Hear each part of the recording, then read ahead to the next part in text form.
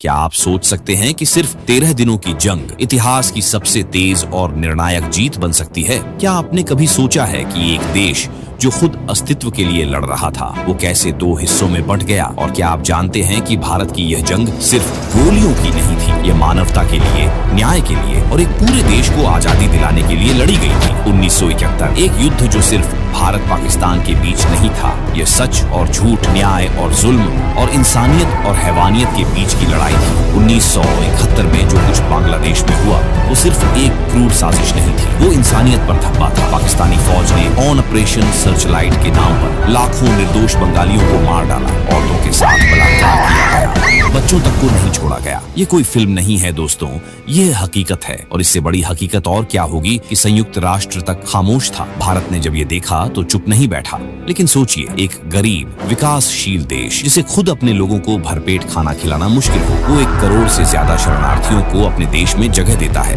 क्या ये भारत की कमजोरी थी? नहीं, ये हमारी ताकत थी, हमारी संस्कृति, हमारी मानवता। याद है स्वदेश फिल्म में जब शाहरुख खान गांव लौटता है और कहता है, देश वही लोग बनाते हैं जो उस देश के लिए कुछ करना चाहते हैं। भारत ने वही किया, पर दया नहीं, अब निर्णय की बारी थी। इंदिरा गांधी एक महिला जिसने इतिहास में सबसे मजबूत निर्णय लिए। जब दुनिया खामोश थी, भारत बोला, और बोला भी ऐसा कि पाकिस्तान हिल गया। हम एक जिम्मेदार राष्ट्र हैं, लेकिन अगर हमारी सहनशीलता की परीक्षा ली गई तो भारत पीछे नहीं हटेगा। और उधर पाकिस्तान, याहिया खान को लगता था कि भारत डर जाएगा। उन्होंने कहा, हम भारत को ऐसा सबक सिखाएंगे कि वो भूल नहीं पाएगा। लेकिन भूल कौन रहा है? आज आधा पाकिस्तान गायब है और एक नया देश बन गया, बांग्लादेश। अहंकार कब तक चलता है? क्या आपने किसी घमंडी को अंत में मुस्कुराते देखा है? भारतीय सेना तैयार थी, न केवल बदला लेने के लिए बल्कि बांग्लादेश को इंसाफ दिलाने के लिए। Lieutenant general Jagjit Singh Arora, field marshal Manekshaw और हजारों जवान, इनका एक ही मकसद था, पाकिस्तान को वो सिख देना जो वो जिंदगी भर याद रखे। क्या आपने कभी बॉर्डर फिल्म देखी है? वही जज्बा था इन सिपाहियों में जो रेत में खून बहाकर भी मुस्कुराते हैं। क्यों? क्योंकि वो जानते हैं देश बचा रहे हैं। 3 दिसंबर 1971 पाकिस्तान ने भारत के 11 एयरबेस पर हमला कर दिया, पर यह उनके लिए सबसे बड़ी गलती थी, क्योंकि जवाब आया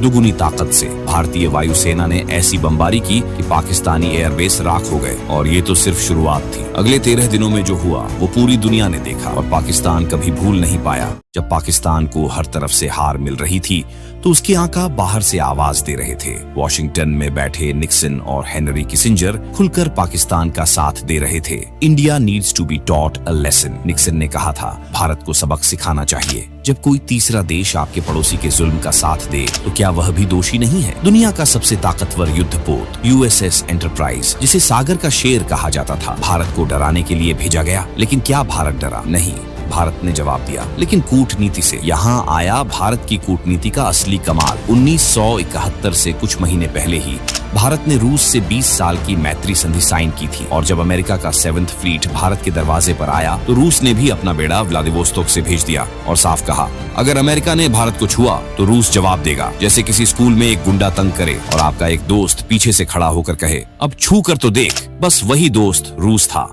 3 तरफ से घिरा था दुश्मन, लेकिन भारत ने हिम्मत नहीं हारी। बांग्लादेश की जनता को पाकिस्तानी सेना से बचाना था और उसके लिए भारत ने एक नई रणनीति बनाई, जॉइंट ऑपरेशन। जैसे एक पड़ोसी के घर में आग लगे और आप सिर्फ पानी का पाइप लेकर न खड़े रहें बल्कि अंदर जाकर जान बचाए, वैसे ही भारत ने किया। मुक्ति वाहिनी, एक आम जनता की फौज। इनमें कोई किसान था, कोई छात्र, कोई लेखक, लेकिन दिल में ज्वाला थी और हाथों में बंदूक। भारत ने इनको ट्रेनिंग दी और ये बन गए आजादी की मशाल। क्या आप सोच सकते हैं कि एक शिक्षक जिसने कभी क्लास में पढ़ाया अब बंदूक लेकर अपने गांव की रक्षा कर रहा है? 1971 की जंग में भारत की थल सेना, वायुसेना और नौसेना तीनों ने मिलकर वो किया जो आज भी दुनिया की बड़ी सेनाएं पड़ती हैं। पूर्व में सेना ने जमीन से कब्जा बढ़ाया, वायुसेना ने पाकिस्तानी ठिकानों को तबाह किया और नौसेना ने बंदरगाहों को जड़ से काट दिया। URI, द सर्जिकल स्ट्राइक, याद है? जो सामंजस्य हमने उसमें देखा 1971 में, उसका असली और व्यापक संस्करण था। चीन ने 1962 में भारत पर हमला किया था। 1971 में पाकिस्तान को उम्मीद थी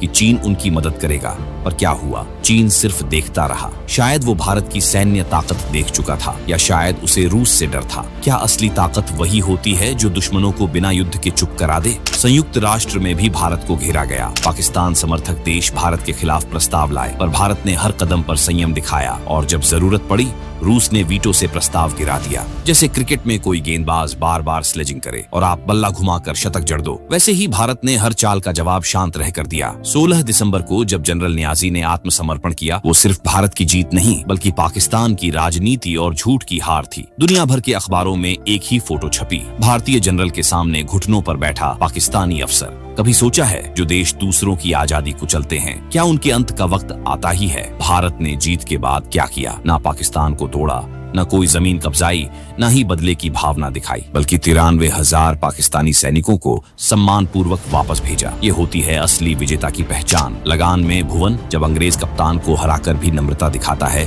तो दिल जीतता है। भारत ने भी ऐसा ही किया। भारत ने दुनिया को दिखा दिया कि एक देश गरीब हो सकता है, लेकिन अगर उसके पास हिम्मत, दोस्ती और इरादा हो तो वो किसी भी साम्राज्य को हिला सकता है। 16 दिसंबर 1971 समय था दोपहर के 4:30। ढाका के रेसकोर्स मैदान में इतिहास बन रहा था। भारत के लेफ्टिनेंट जनरल जगजीत सिंह अरोड़ा और पाकिस्तान के जनरल नियाजी आमने सामने थे। 93,000 पाकिस्तानी सैनिकों ने बिना एक गोली चलाए घुटने टेक दिए। दुनिया की सबसे बड़ी सैन्य आत्मसमर्पण, जिसका गवाह था तिरंगा और उठता हुआ सूरज। क्या कोई ताकत उस मिट्टी को झुका सकती है जिस पर ऐसे सिपाही पैदा होते हैं? ढाका की सड़कों पर लाखों लोग निकले, फूल बरसाए गए भारतीय जवानों पर। हर बच्चा, हर महिला, हर बुजुर्ग तिरंगे को सलाम कर रहे थे, क्योंकि उन्होंने आजादी देखी थी मौत के साए में पनपी हुई। जैसे द्वितीय विश्व युद्ध के बाद फ्रांस में लोगों ने अमेरिकी सेना को चूमा, वैसे ही बांग्लादेश में भारत को देवदूत कहा गया। उधर पाकिस्तान में मातम छाया था। जुल्फिकार अली भुट्टो ने संयुक्त राष्ट्र में जलती हुई आंखों के साथ भाषण दिया और प्रस्ताव फाड़कर बाहर चले गए। उनकी आंखों में गम नहीं था, बल्कि उस तकलीफ का एहसास था जो एक जूते से मिले थप्पड़ की तरह होता है। क्या यह वही पाकिस्तान था जिसने एक हफ्ते में दिल्ली जीतने की बात की थी?